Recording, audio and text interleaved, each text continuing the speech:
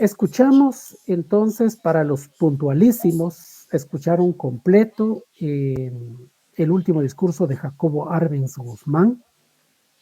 Él fue el segundo gobierno y yo lo puse, aun cuando yo les súper sugerí, escúchenlo y lo puede usted seguir escuchando, nadie le puede prohibir algo así. En YouTube no cuesta nada y usted analiza el discurso. Yo les conté que eso les va a ayudar mucho porque les va a dar muchos elementos para entender la revolución y la contrarrevolución. Recuerden que son dos temas claves de examen. Entonces yo lo puse ahorita, arrancamos súper puntual y con ese discurso. Largo seguramente porque la juventud ahorita no tiene tiempo, quiere las cosas ya. Y por eso yo mejor de una vez anoté, miren, son 10 minutos. Prepárese, son 10 minutos. Entonces, como es un documental histórico, aunque es más audio, ¿verdad? Allí, para los que pudieron ver, eran unas fotos, realmente no era un video o un documental en movimiento, solo es audio. Entonces, lo que escucharon es eso.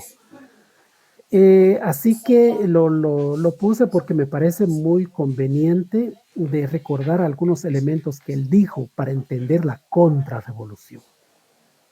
Yo no voy a hablar de la revolución, yo creo que incluso una presentación de mi parte en nuestra clase anterior, así que no tengo presentación en este caso, así que nos vamos a aguantar.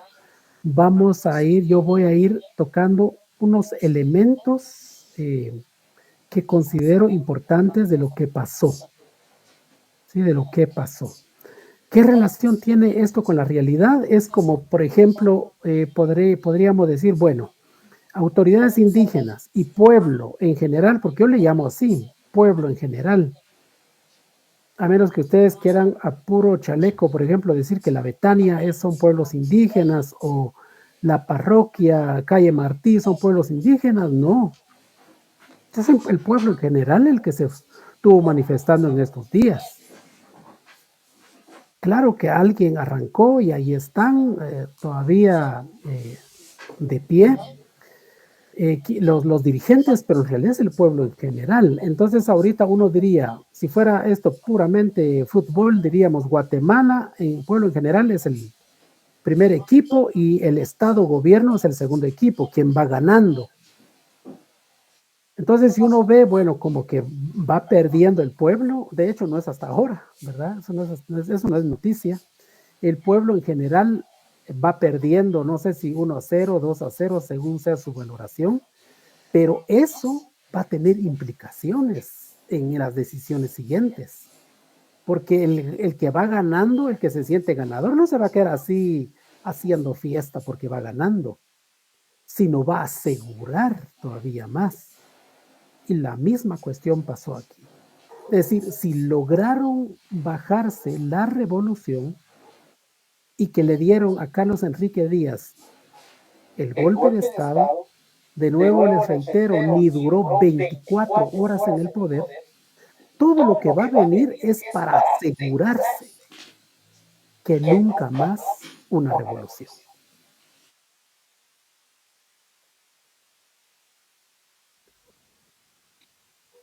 Y poniendo en el plano anterior, ahorita los que van ganando, el Estado, todo el sistema de pacto de corruptos se van a asegurar para que nunca más otro levantamiento, otro nivel de protesta de esa naturaleza.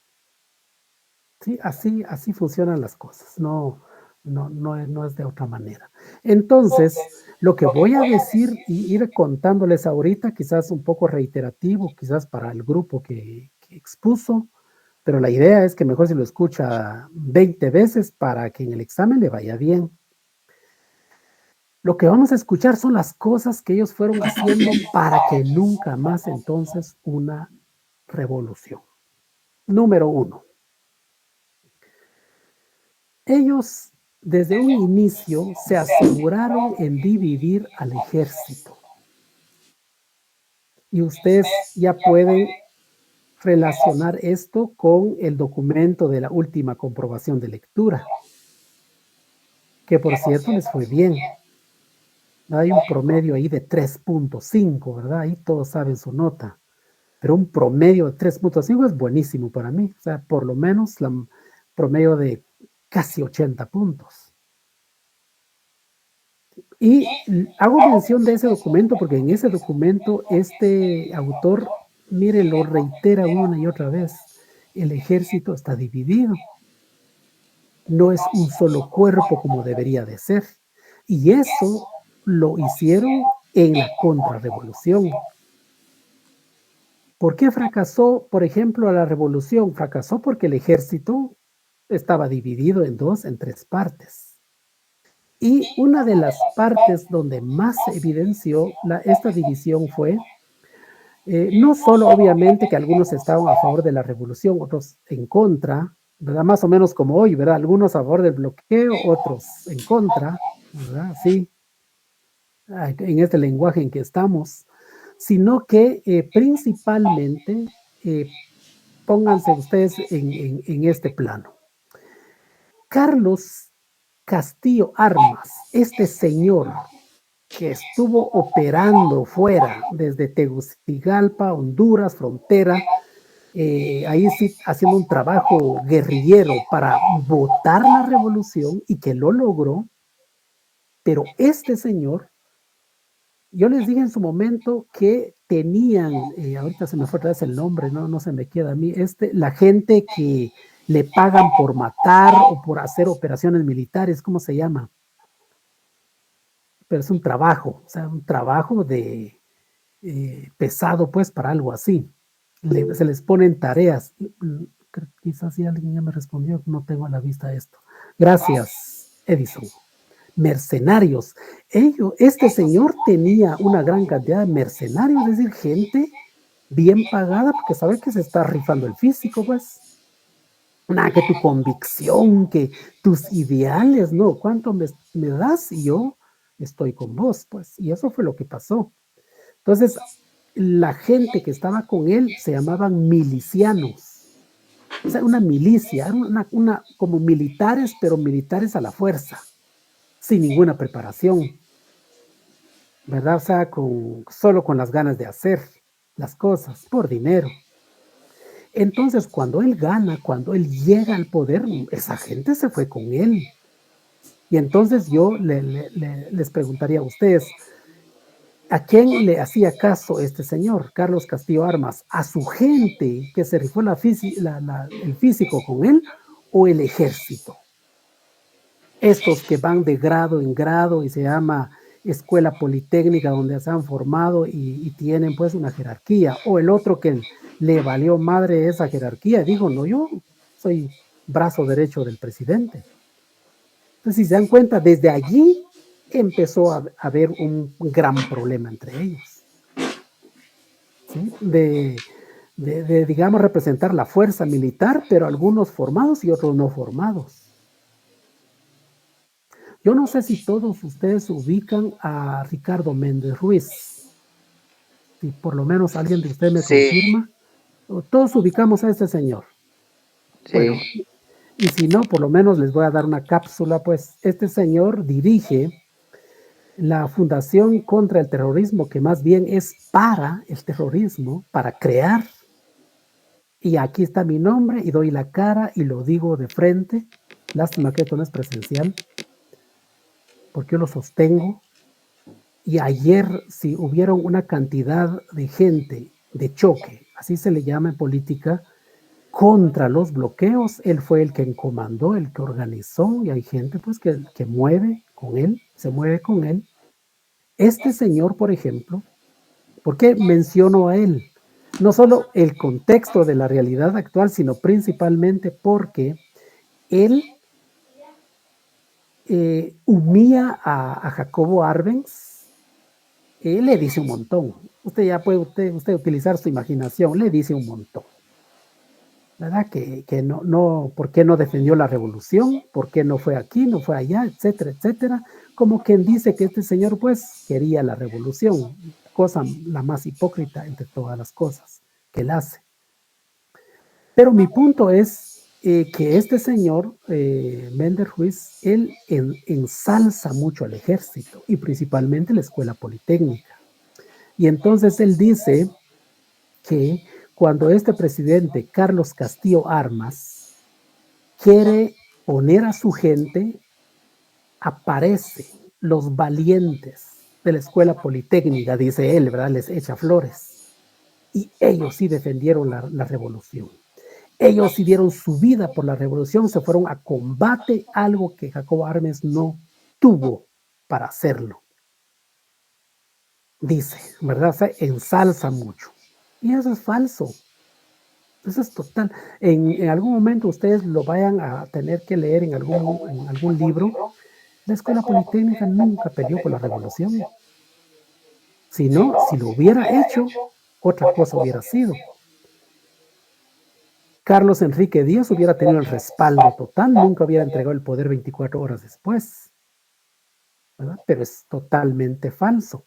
Lo único que quiso y lo logró la escuela politécnica, para que se den cuenta que pelean por sus intereses casi tipo magisterio de hoy, de la realidad de hoy, pelear solo por lo que yo quiero y punto, fue sencillamente, y eso sí fue cierto, se pelearon cuerpo a cuerpo entre milicianos, impostores y la escuela politécnica. Le dijeron a Carlos Castillo Armas: mire, señor, usted es presidente, nosotros somos la escuela politécnica, o nos respeta a nosotros o nos da nuestro lugar o le hacemos la guerra.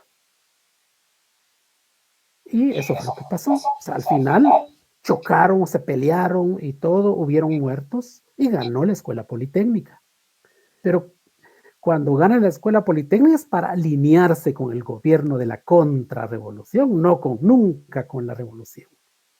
Eso es solo un pequeño ejemplo de las cosas falsas que dice ese señor, que hoy pues ahí está comandando prácticamente todo el movimiento y pensamiento de contra los bloqueos. Y lamentablemente saben el momento propicio cuando ya la población ya se dividió, ya hay mucha gente pues que tenemos que pensar en que la realidad es que estamos en pobreza y extrema pobreza. ¿Quién va a aguantar estar 15 días o más en una situación así? Por lo tanto, es solo un empujoncito nada más, ¿verdad? Y pasa lo que está pasando. Entonces, ese tipo de ¿por qué me extiendo mucho en eso? Es para afirmar una cosita nada más. El ejército se dividió desde entonces, por eso cayó la revolución y desde la contra se mantiene de la misma manera.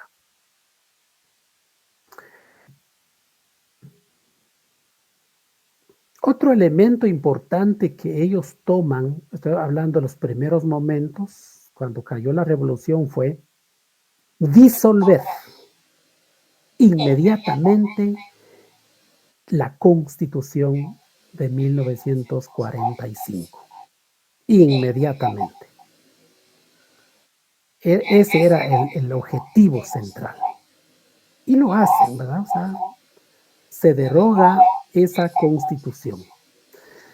Inmediatamente también derogan la ley 900, o también llamada la ley de la reforma agraria, que si se recuerdan fue una de las últimas cosas que Jacobo Arbenz impulsó con toda su fuerza y atacó intereses, decíamos, de la élite económica terrateniente. Entonces prácticamente era lo primerito que querían y lo hicieron.